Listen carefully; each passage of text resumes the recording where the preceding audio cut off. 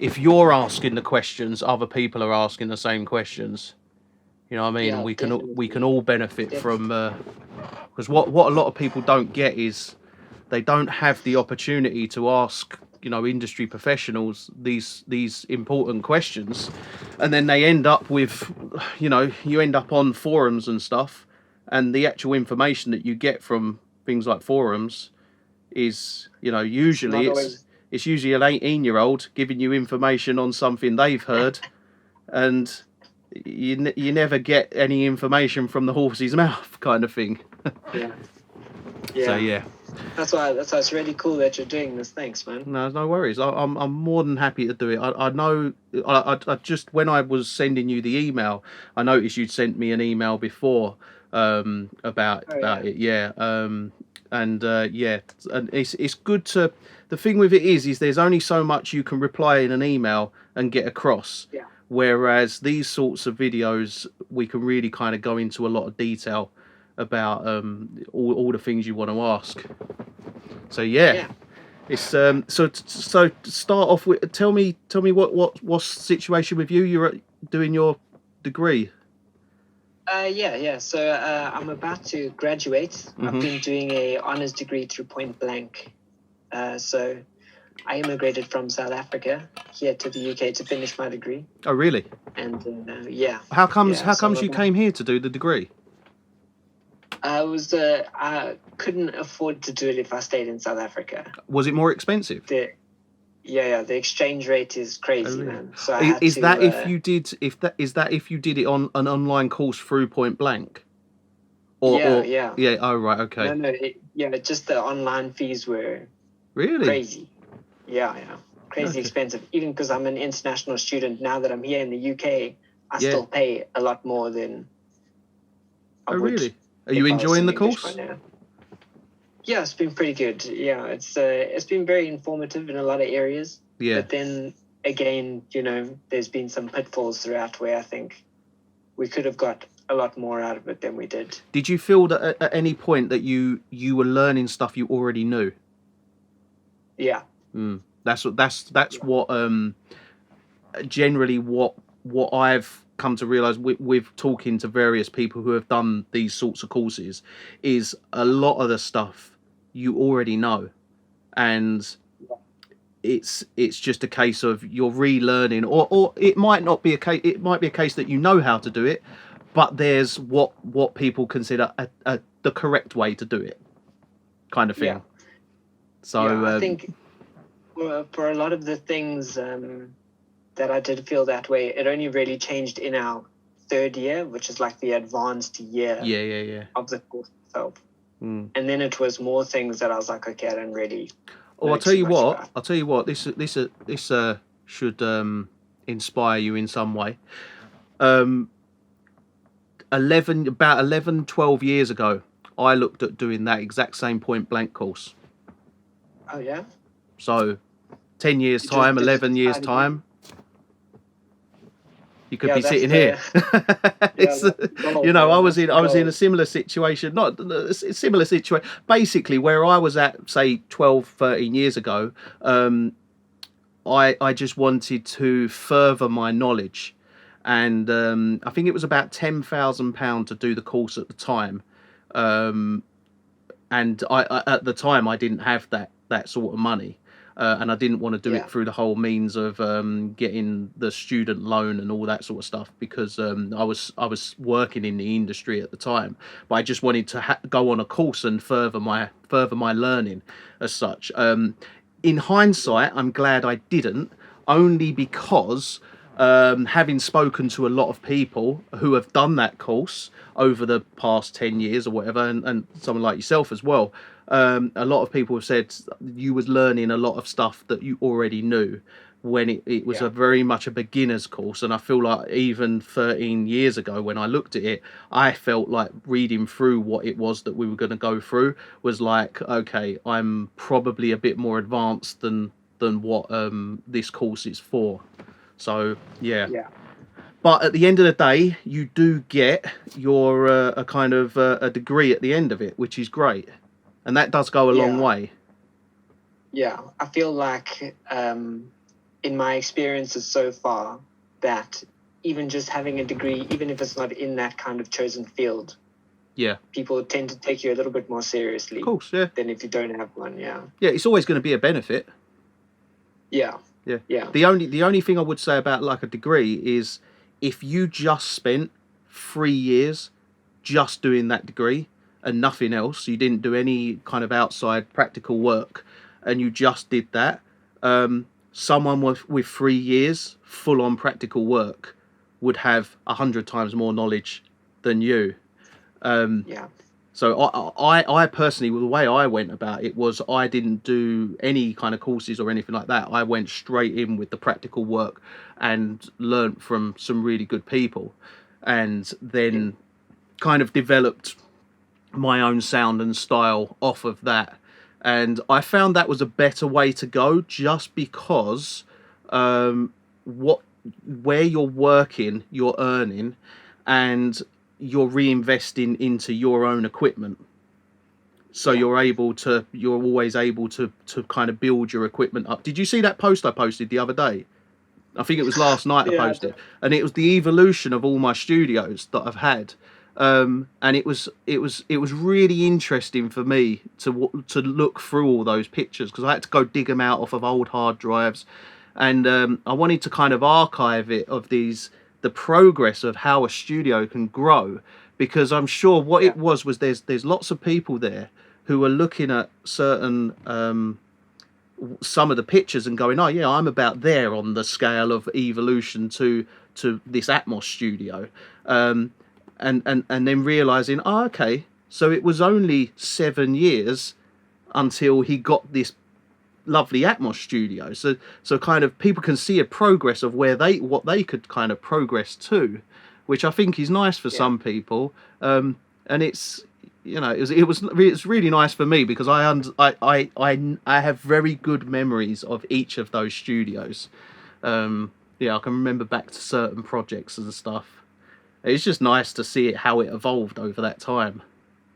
Yeah, it's I think it is like a very good point of motivation for people that are just starting, to be able to see the growth potential. Yeah, exactly. But some people, they look at them sorts of pictures, like they look at a picture of, I post a picture of this, for instance, and they haven't followed me before, and they don't know about anything that we've been doing, and they might see this studio for the first time, and then they're just like, oh yeah, he got a nice studio. And what I wanted to highlight with that is this is 21 years of having the worst studio you could ever have.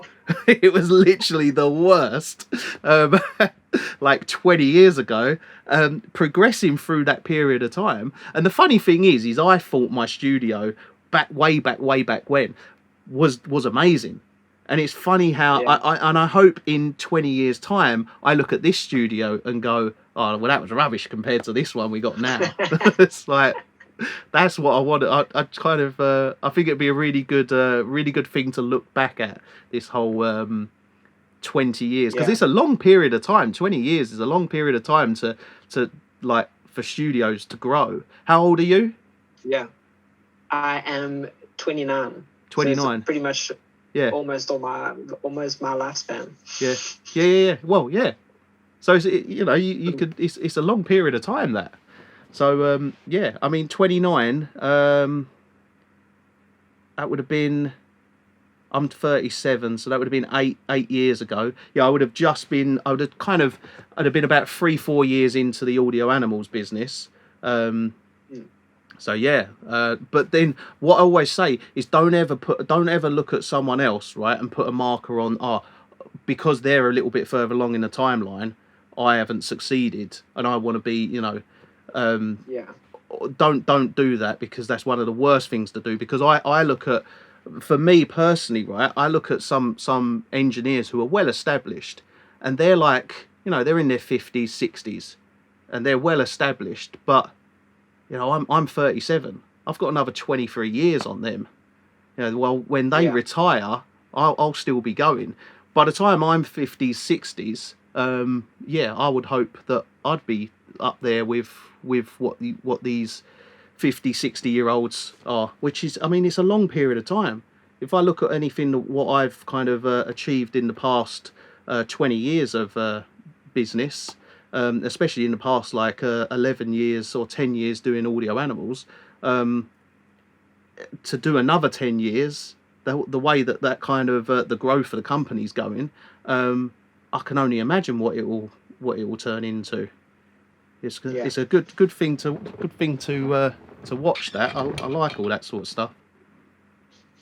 Yeah, it gives you motivation as well. Definitely. You can physically see that growth. Yeah. No, it's always good. That's why I've done those pictures, because it's motivation for me to see my own progression, and it's motivation for other people to see kind of how someone else has progressed. And it's good stuff. But yeah, do you want to go through your questions? Yeah, cool, man. Right. Yeah, okay.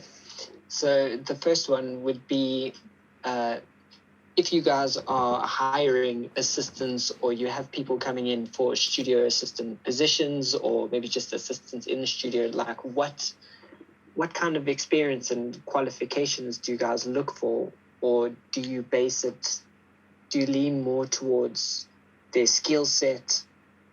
Like, what do you guys look for in applicants? So if someone was to come to me and ask, like, if I was looking for someone to take on, for instance, what they have in terms of if they've been to university, they've got a degree, if they've all of that sort of stuff, I take it with a pinch of salt, because I haven't done any of that.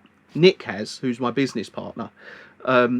He has, and I was a lot further along in the timeline than he was, because he spent 3-4 years at university doing audio engineering. And I don't think it's massively important. It's, of course, if you do it, it's great. I mean, don't get me wrong. As if you've got 100 qualifications, that's brilliant, but it's not going to get you a job, especially in the audio industry. I find, with regards to what I would look for, is, especially a business like mine, is more to do with the person.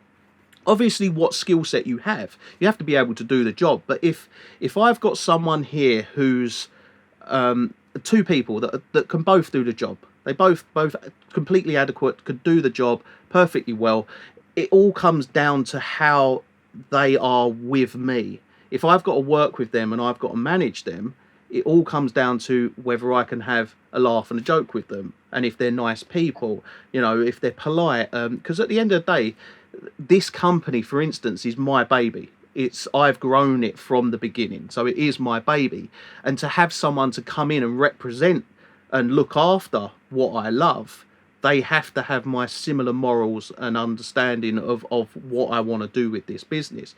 And it's such a cliche thing to say, but it is a family thing. Me and Nick, we are cousins, and we've always done our businesses together. So we've had businesses in the past that we've done together, and this one, the good thing about us is we do everything together. So he has strengths, I have strengths, and as a business partnership, we both lean on each other with our strengths, and that's why it's been so successful. So to bring someone into our business, they have to really be kind of on our wavelength, and it's as much about the person and whether we like them and want to be around them, as it is about how good they are. Because we can always make someone better in terms of training them up. So it's like, we're in an enclosed room where we spend the majority of our time. If you've got to spend 8 hours with someone in a room like this, you want to be in there with the right person. So it all really comes down to, a lot of what it comes down to is whether you have a good rapport with the kind of people that you're working with, and you are a good fit for the business to come into it. That's what I've always said I'd always look for firsthand. Is, if for instance, if you come in and sit and have a chat with us, for instance, and you come across as rude at times, we're not going to want you here potentially answering the phone to a client, because that's not what we are. So that's not what we want in our company. So there's a few things to think about there, but yeah, that's kind of it. The qualifications don't mean a massive amount, but obviously they're good. They're always going to help. If for instance, if you've got two great candidates and for the same job, and you're both perfectly good for the job, and you're both 100% capable of doing the job, maybe qualifications might come into it, but they're not the be all and end all. It's not like you have to be fully qualified to be able to get the job. It's gonna help, but it's not essential. Yeah. Okay. All right. So it's all about having like the correct temperament and mind frame. Of course, yeah. It's as well as for instance, like if I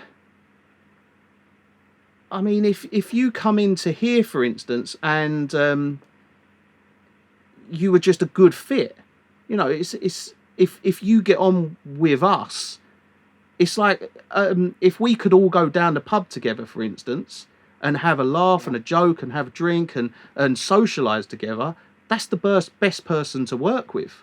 Someone who you enjoy spending time with. That's why I love working with Nick, because I've grown up with Nick. We're the same age. We've known each other for 37 years, and we know everything about each other.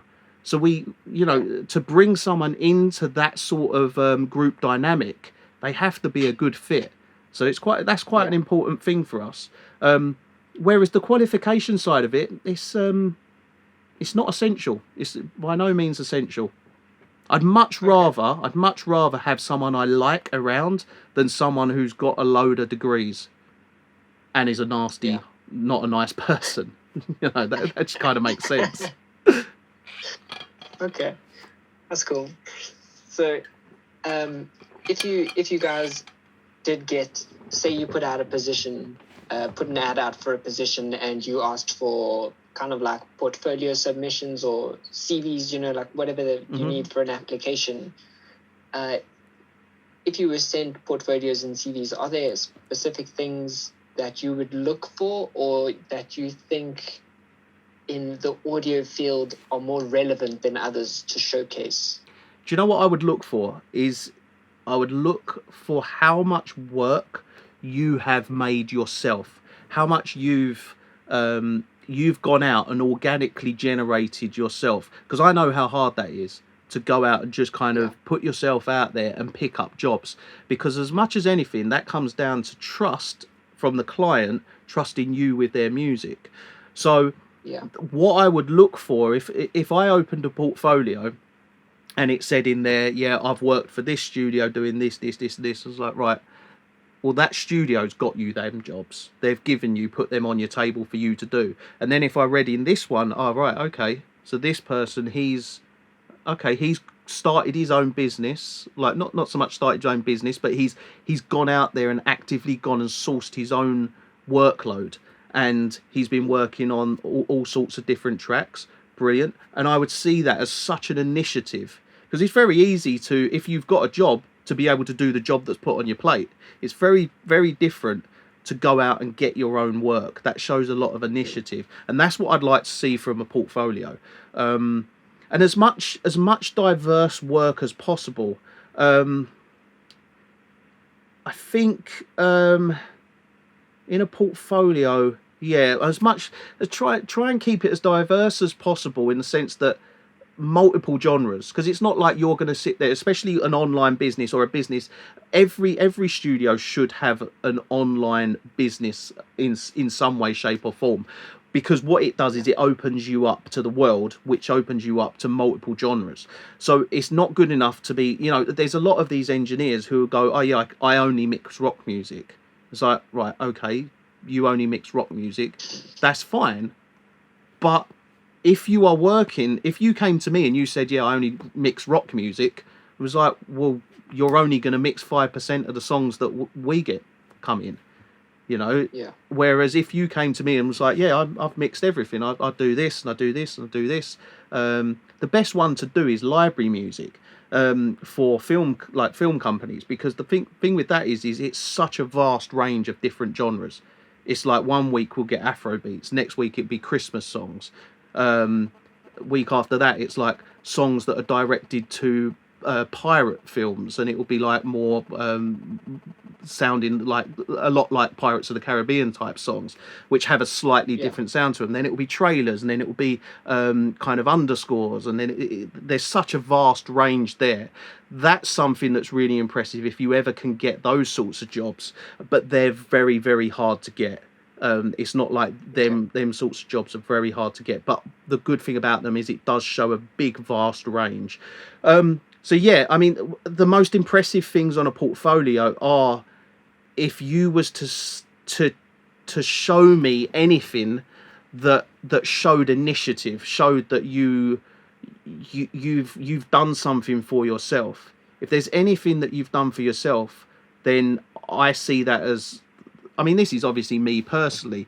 Different employer might look at it and not really care about this, but this is the type of thing that I care about because I've done it. I've been there. I've had to go and do this myself, and I know how that changes the mindset of someone. So if you're actively going out and sourcing your own material to be mixing, to be mastering, that's impressive to me, and that's what I like to see from a portfolio.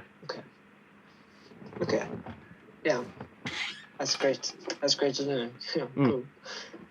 Obviously, every person's different, and one thing I will say, and I had a conversation with someone recently about this who's in a very similar situation to you, is try when you do go into any studio and you do meet any of like the bosses of a studio, try and read them. Try and read what sort of person they are. Because not everybody's going to be the same, and try and read what it is that they're going to actually want from you. And it's a very difficult thing to do, but if you can read whether they want, if they're one of these types of people that are just like more like a pen pusher type person, where they're going, right, he's got a degree, he's this old, he's done this, he's done that, tick tick tick tick tick. Or whether they're more of a creative mind where they're thinking, okay, he's doing stuff for himself. He's like, I would consider myself as a more creative mind, where I don't have tick boxes where you've got to meet these certain requirements. It's like if you walked into this studio, for instance, and I would have, all right, okay, he's took his shoes off before he's come into my studio. Tick. It's that sort of thing. He's not trod dog poo across my nice new carpet. Little things like that, they do go a long way. But then just read the person that who you're there with, because that will help you. And obviously that's a very hard trait to do, or thing to do. But yeah, if you can kind of read what sort of person they are. Okay. Yeah, again, that kind of ties back to the first point, like read the people that you're with. Yeah. And try and work out the energy of the environment. Yeah, that's it. Yeah. That's cool. So the next question that I have is more probably like from an employer standpoint, if you were hiring, or maybe if guys are applying for the positions elsewhere, just so that they don't get like the wool pulled over their eyes. What is like the general rate of pay that's acceptable for what's expected of a studio assistant, really? Because I've seen some that are, they do internships and they pay like £10 an hour, and then there's other ones that are completely free but the same amount of work expected. Yeah. The thing with that is right, so let's say for argument's sake, I posted a job up and said, right, someone can come into this studio, you'll learn from me, you'll kind of make me cups of tea, you'll do setups for me, you'll set up the recall, the analog equipment, you'll do all this, do all that. How many people do you think will actually get in touch with me? Thousands, honestly. I get about 10 emails a day, which are people asking for jobs. Maybe not 10 emails a day, maybe about 5 emails a day that are people asking for jobs. I get social media, like your post, the DM that you sent, people like that constantly, all day, every day. And I always reply to these people, and I always say to them, we haven't got a job, But if you'd like to send over your CV and I can keep it on file, and then if something comes up, I've got a mountain in the cupboard of probably about that high of CVs that are printed out. I've got PDFs on hard drives that are loads of them. So I know how many people there are that are kind of after these jobs, and Yeah. if I posted out a job, so many people would apply for it. Right. So basically, what I was getting at there was, in terms of the pay, is that if I posted out a job, I could have 1,000 people apply for it. I could whittle it down to 5 people, and one of them will do it for free. Okay. That's the problem that you've got, is there is always someone that will do it for free. You've really got to be worth the money. I personally would always look at paying someone what they deserve to be paid. Now, what it will all come down to is how much the worth that you are to the business, for instance. So say, for instance, you was to come into this business. If you did nothing all day other than make cups of tea, you ain't worth nothing, because I can make my own cup of tea. You know what I mean? If you're coming in here and you're doing mastering, you're worth your weight in gold, because I can go off do something else whilst someone's mastering, if you're capable of mastering. And then if I'm charging £50-60 for mastering and you're able to do it, for instance, then I could pay you £20, and then I'm getting £40 for doing nothing. All I'm getting paid to put the work on your table. So there's no real set rate. It's kind of like, what are you worth to that business? And what do you bring to the table? Exactly. If you bring nothing to the table, you're worth nothing in that business. If you bring a lot to the table, like for instance, I was working at a studio probably about 13 years ago, and it was a kind of an on the high street type of studio. They had a shop front. You went in, there was a studio at the back. Now, I said to them, we need to take this business online, because everyone is doing, like, everyone's online.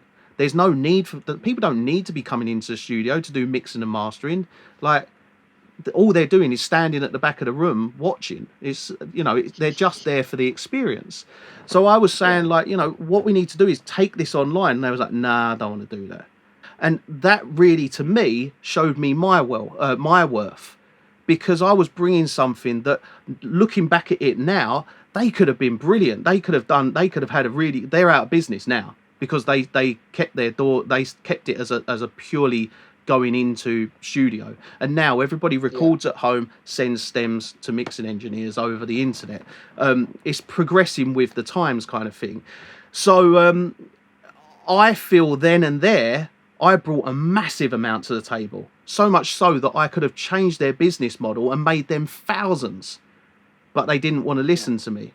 So I was bringing a lot to the table there, had they known it, but they didn't at the time. So for me, being in a very similar situation to you there, I was bringing a lot to their table. Do you have any advice for, say, like, for me, for example? So when I'm finished now, I'm going to be starting up my own mixing services. I want to approach clients and build a base. Do you have any advice for people like me going into that kind of part of their business on how to achieve it? So this is what I would recommend doing. What you're doing, don't, like, it's great to go and try and get a job, go into a studio. Yeah. But understand that there's a lot of people if there's a job going in a studio, there's a lot of people going for that job, and that studio will already have a short list of people who they want for the job. It's like, if I was to have a position available, for instance, I've already got 5 or 6 people that I know personally, who I personally know well, who I would bring in. So it's Yeah. very difficult for anyone who's on the outside of that to just kind of go send a CV and get a job. Or Yeah. if there was a job opening available, I would instantly look to these people that I've already got on this shortlist. So Yeah. it would be very, very, very difficult to get into a studio. So the best way to do things is there's nothing stopping anyone from starting their own business. You know, I started Audio Animals at a really, really good time when there wasn't everyone doing mixing and mastering online. Yeah. So we could get in well before everyone else, so much so that when it comes to the search engines, Google, searching on Google, we're very high because we've been doing SEO for mixing and mastering for 10 years. So we're already well ahead of anyone starting now. So, but what I would say is, because the jobs are there, but you have to be something amazing to just get that job. You've got to be incredible. Yeah. Like I could go for a lot of jobs and I could get the jobs, but that's because of what I've got to bring to the table. Like I could bring all my clients, I could bring a wealth of experience, all the credits that I have, all my knowledge, you know, the knowledge of being able to, if for instance I went to a studio and they set me up in a studio, they would instantly have loads of clients because all my clients would come to me there. So that's what you're kind of up against if you was to go for a job in a studio. Someone who has a lot of experience and can bring a lot to the table. You would have to be very, very, very impressive to get a job at a studio at a good level where you're going to earn a good amount of pay, because there's so many people that want to do it. Because the thing with our industry is that we're all doing it because we love what we do. So there's a lot of passion involved in all of these. It's not like you're going for an accountant's job or a job where you're sitting in a cubicle, because nobody dreams about doing that. That's not their dream job. Whereas this is a lot of people's dream jobs, but they work in a cubicle, and they'd much rather be doing this. So to be able to get that job, you've got a lot of competition. So like you say, start your own business, start doing your own thing, and like looking at them pictures that I posted the other day, you know, they show the progression of my own personal studios. They show the progression of that, and you can see that the next studio was built and more equipment was added and things got taken out and other stuff and everything got upgraded, and there was a gradual growth of studio being okay to being incredible. And that's what you can do, but it's not going to be like that overnight. But it's the one thing I would recommend to anyone is start your own business. And the reason I say that is because it's so fulfilling. It really is the most fulfilling thing you will ever do. You'll fight for it. You'll spend every waking hour working on your business because you love what you do. And the thing with it is if you love something and you love doing what you do, you'll be happy to work 18 hours, 20 hours of a day. Happy to do it. I mean, I'd sit in here. If my wife didn't phone me up and say, Paul, get home, you've been at the studio for 3 days, I wouldn't go home. You know what I mean? I would be here. I'd be sleeping in the corner. I wouldn't leave, because this is what dreams are made of, and that is honestly the truth. Because like I've always wanted to do this, and to be sat in this room and have this room, like, you know, this is an incredible room. It's a great place to be, and you can achieve that over a period of time. And the thing with, if you was to go into someone else's studio and try and get a job in someone else's studio, it's all their stuff. You're just earning a wage Yeah. for working on their stuff. None of it's yours. You don't own any of it. You know, if if you worked in a studio, for instance, working for someone else, and you were getting paid, I don't know, whatever, say you were getting paid £20 an hour or something, for argument's sake. If you were on that sort of wage, and they said to you, right, I want you to work 20 hours, you'd go, oh, come on, I want to work 20 hours. Even if it is what you love doing, I don't want to do 20 hours for £20 an hour. But Yeah. because it's my business, I would do 20 hours, and I'd do that for free. But that's because I'm building my business. I'm not building someone else's business. I'm building my business. So I think when it comes to if you really, really want to do something that will really be fulfilling, is put yourself out there, start mixing and mastering. You know, be competition with me. It's, you know, it's great to kind of have all these different options for people. You know, and offer your services. Find out what you're good at. Work out what really works. And all you need these days is like a Wix website that can take payments. That's it. Okay. And then it's just a case of persuading people that you're the guy that they want to work with and mix with. So this could potentially tie in with the last question that I would ask, which is, I don't know if you've heard of, there's a platform that is now in effect for independent mixers and producers, mastering engineers. It's called Engineers. It's so for people like myself starting out, would you think like a platform like that is a good thing to be a part of, to take use of? Look, if you've got no work, then put yourself there, and hopefully you'll get work.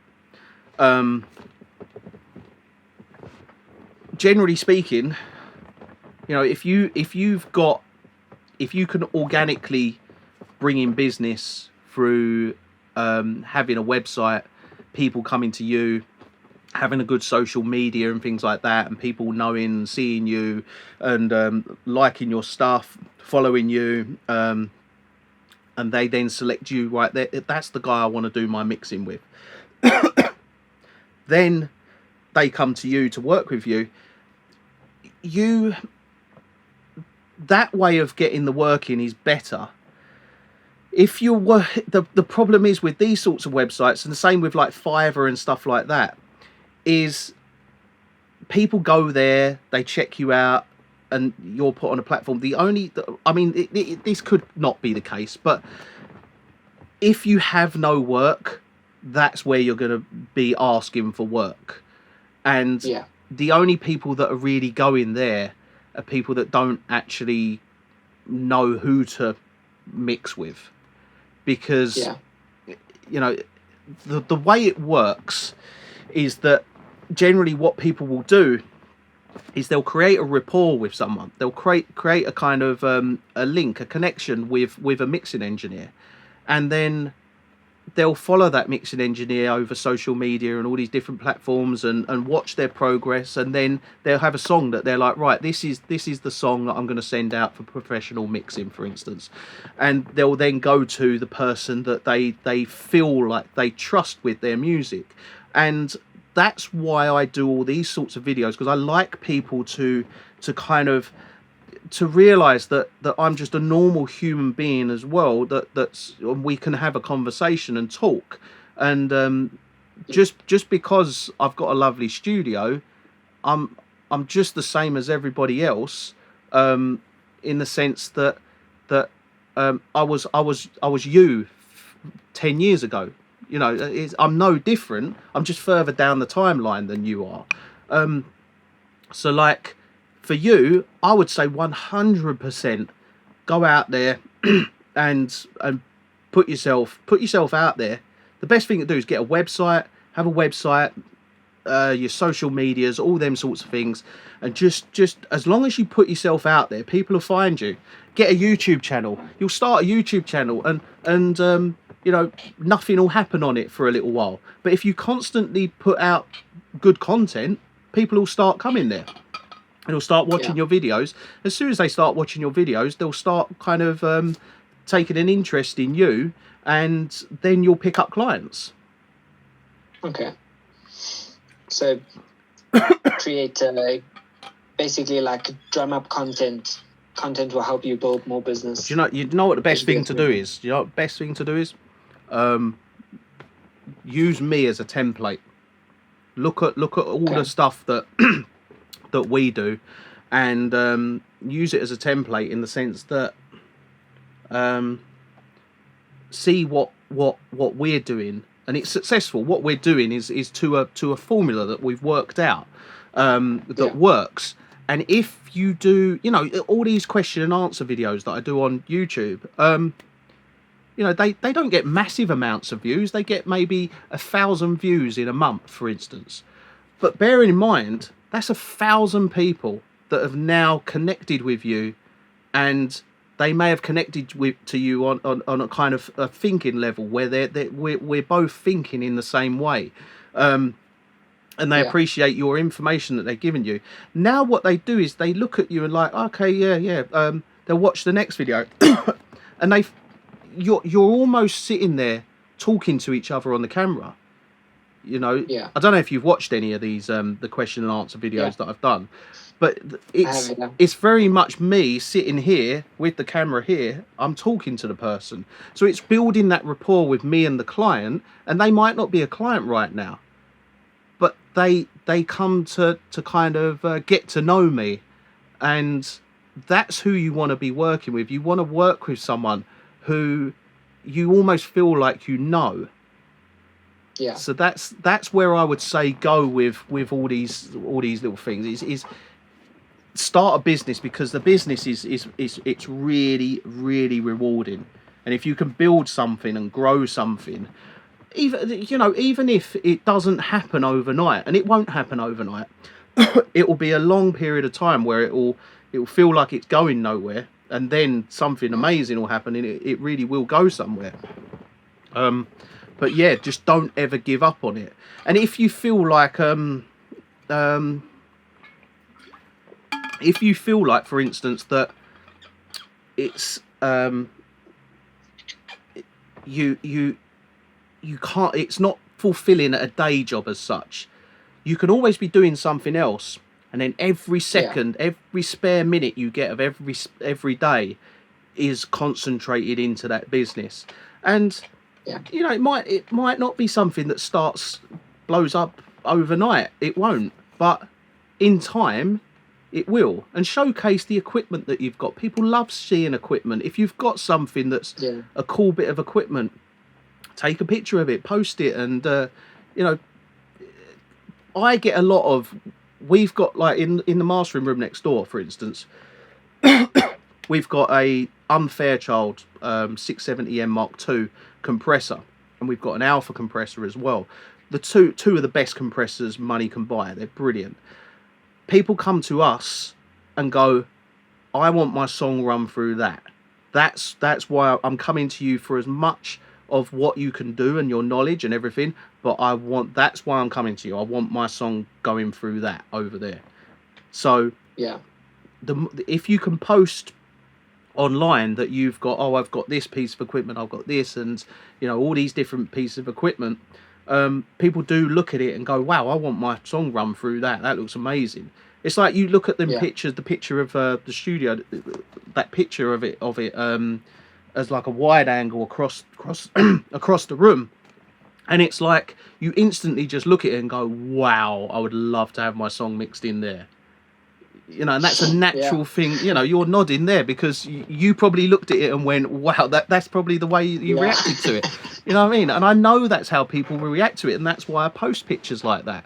And that's why we've got, you know, a ridiculous amount of work on, because little things like that, and they really do help. But trust me, if you can honestly start your own business, it's so rewarding. and it's so much fun.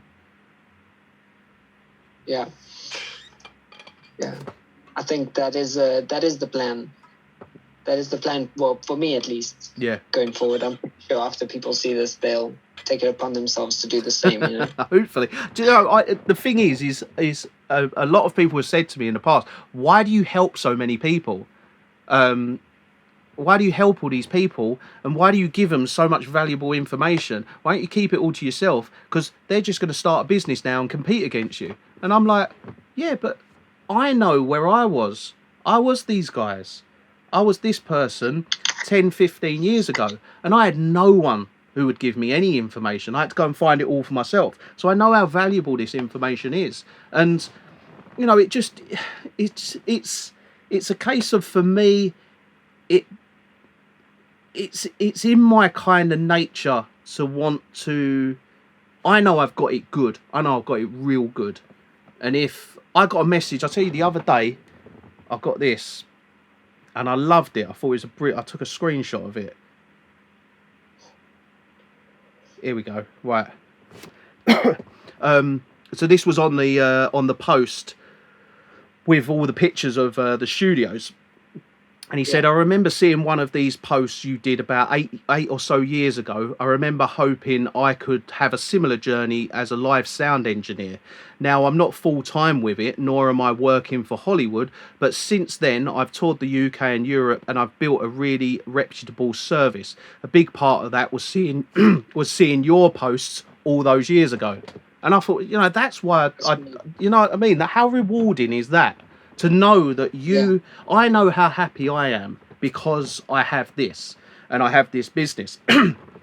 So if I can in any way inspire someone else to have that, you know, that brings me a lot of joy, that. So yeah, well, you definitely have given me like a lot to think about. More steam. Yeah. More steam to get it going, and how to get to that point, you know? Yeah. It's see, that's the problem is, I guarantee you, if you sent that exact same message that you sent me on Instagram, I'm going to get so many messages on Instagram now. Can you do a video with me like you did with that guy? But if you sent that same message to 10 other engineers, right, in this industry, mixing engineers, mastering engineers, you probably wouldn't even get a reply back from 9 of them. One of them would reply back and say, "Nah, sorry, I ain't got time." I can tell you for a fact that I have sent that exact message to a lot, and you are the only one that has replied to me. I mean, that just and look, that's why I'm in the position that I'm in, because I'm not just out for myself. I'm not here just going, "All right, let's get a client. Let's get as much money out of them as we can." Right? You know, I set out to supply affordable services to people because there's a market there that isn't being catered for. And if it is being catered for, it's being catered for by rubbish engineers. So I always want, like, you know, I work with some of the biggest films in Hollywood, you know, on trailers and stuff like that, and some massive artists. They get charged the same amount of money that someone who's releasing their first song gets charged, kind of thing. It's not a case of we're all the same. We should all be, there should always be an option for anybody on any budget to be able to release music that is of exceptional quality, that rivals what's number one in the charts. And people say, I get engineers all the time. I have them phone me up. I've had a few engineers phone me up. "Paul, you keep stealing all my clients." I'm like, I'm not stealing all your clients, right? I'm not stealing them. I'm not going out and getting them and taking them off of you. They're coming to me because they get a better service for a better price. It's not me stealing your work. That's you not being able to compete with me because you're not as good. It's not my fault. You know what I mean? It's, and they're like, "But you've got to put your prices up." It's like, no, I haven't got to do anything. If anything, you've got to get better at your job so that you warrant your prices that you're trying to charge. Yeah, I do feel like in the industry these days now, it's not accessible for a lot of people to get your stuff at a professional level, you know. But then you've got guys like yourself that are going out to offer good quality at affordable prices. But unfortunately, that's like 99% of the market isn't like that. Yeah, that's probably. I mean, you look at you know, I said in an interview the other day, like I could charge £100 as the base rate for every master, £100. But who am I working with? I'm only working with people who have a £100 budget per song, and 99% of the people don't have £100 to budget for a song. So £40-50 as a base rate. Now, what you've got to bear in mind is this is a base rate. You can spend £200 on a master if you want to spend £200 on a master, because you can do stem mastering, then you can add Apple master, you can add vinyl master if you need to do vinyl, you can add the instrumental, the radio edit, the Dolby Atmos master. You can add it all up to a £240 master if you want, and lots of people do that because they have £240 to spend on that's their budget for their song, so they've got the money to do that. But then you've got people who haven't got a budget, who've got only £40. Well, then it's just the mastering of your song. There's no additional things that are added on. It's just the base rate mastering. You know, and that's what we need to always have, is something that's affordable for people. Because as soon as we start outpricing everybody, what will end up happening is that people will just end up going to AI mastering, and then we have an industry full of people who have terrible sounding masters. I like doing these sorts of things because it's you know, it's as much as it's beneficial for you to get kind of an industry insider's point of view. You know, I for me, it gives me a lot of joy to be able to help someone else, and you know, nothing pleases me more than for if you was to come to me in 2-3 years time and go, Paul, I started the business and it's going amazing and I've got all this work and look at my new studio. I'll be like, good, that's brilliant. Love that. I love just all that sort of stuff, because you know, I had a situation when what inspired me to start this business as well was I watched a video by Alan Watts, What If Money Was No Object? And it really inspired me. It basically talks about if it wasn't all about making the money, everybody would be doing exactly what they wanted to do. And what I kind of gathered from it was that, right, okay, what I'm going to do is I'm going to save up as much money as I can. I saved up a year's wages so that I could pay my rent on my place. I could pay for all the things that were required of the business. And what it meant was that I didn't have to instantly start making money out of the business. So it wasn't like day one, right, we need to get clients. Right, okay, we've got no clients. Okay, we need to get clients by the end of the month because we've got rent to pay on the building, for instance. So I never had that situation because I had all the money there, so that what I could do was run the business. Whatever money was generated from the business, I remember the first month we made about £1,500, which wouldn't have covered rent, or it wouldn't have covered much at all. But it was £1,500 that we literally was like, right, now we have £1,500 in the business. Because I wasn't taking any wages from it, that whole £1,500 went straight into advertising. So we then used that to generate more business.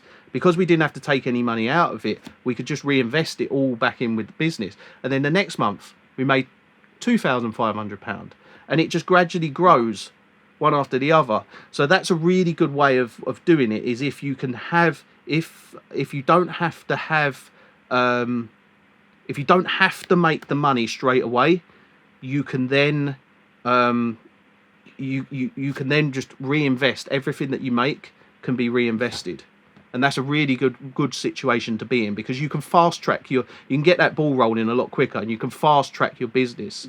Because let's say, for instance, that first month we made £1,500, and 1,000 of that had to go towards rent, and then okay, I've got £500 that I'll take as my wages. Then what happens is the business is left with zero. So then you go into the next month with no advertising budget, nothing to reinvest into more equipment, and the only way you can grow is if you do make that you do put the money back in, and you put a lot of money into your business. And if you believe in it, if you believe that it will happen and you'll make a good success of it, it will happen. And I always say that if you have passion for what you're doing and you truly love what you're doing, you'll be happy to work as long as every hour of the day, and you will be happy to put as much time and effort into that business as possible. And it's so rewarding. It really is rewarding if you can go and do it. It really is so worthwhile doing. Okay. Yeah, 110% agree. Like, to wake up and look forward to what you're going to be doing for the rest of the day is a great thing. I mean, it's an underrated thing, I think. I wake up every morning and I go and have a cup of tea. I sit with my kids, we have breakfast, and then I love going off to work. And how many people in this world, I guarantee you, 1% can actually say they love leaving the house and going to work, and maybe not even 1%. Yeah. So, you know, to be in the 1% that actually love what they do, it's a blessing. It really is. And yeah, just if you could achieve that, it's you know, you can set yourself up for life. I know for myself, I worked my absolute arse off for the first maybe 6 years. I'm still working my arse off, but I worked so hard, 18 hours a day for 6 years, so that now I can reap the rewards of that. And it's very, very worthwhile doing. I highly recommend it. After this, I'm definitely gonna put together my plans. Do, yeah. And if the thing is as well is if you need any advice, just drop me a message on Instagram, or drop me an email. Cool. I'm more than happy to always give advice on, because the thing for me is that I've very much been in your position. I've started a business and I know exactly what it's like. And the one thing that I didn't have was anybody to tell me where I was going wrong, or anybody to tell me that try this might work for you. I had none of that. So if I by knowing that I never had that, I would always want to make sure that I could almost just be able to say to someone and be approachable, that they could ask, you know, is this a good idea to do, or have a look at this, am I doing something wrong, or what do you reckon on the website? And I'll give you my honest opinion on it, and it'll always be, it will never be, that's rubbish. Like, it will be something constructive, in the sense that that's really good, but have you thought about this? And it's all things that getting someone else's opinion on as well is good, because you don't always look at it from the right angle.